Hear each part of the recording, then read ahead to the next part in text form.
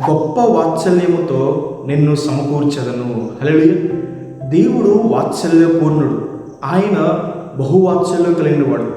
వాత్సల్యము అన్న మాటకి అర్థం ఏంటంటే ప్రేమ. దేవుడు ప్రేమ అయి ఉన్నాడని, దేవుడు ప్రేమాస్వరూపి అని.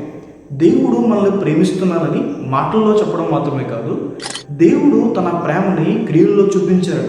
మన కొరకు ఈ లోకానికి దిగి రావడం ద్వారా, మన కొరకు దెబ్బలు తినడం ద్వారా, శిలువ మరణం పొందడం ద్వారా ఆయన తన ప్రేమను క్రియల్లో చూపించారు. మనల్ని ప్రేమిస్తున్న దేవుడు ఆయన మనల్ని సమకూరుస్తాడని, మన పాపాలు బట్టి, మన అపరాధాలు బట్టి త్రోతపోయిన మనల్ని, దేవునికి దూరం అయిపోయిన మనల్ని ఆయన తిరిగి సమకూరుస్తాడని.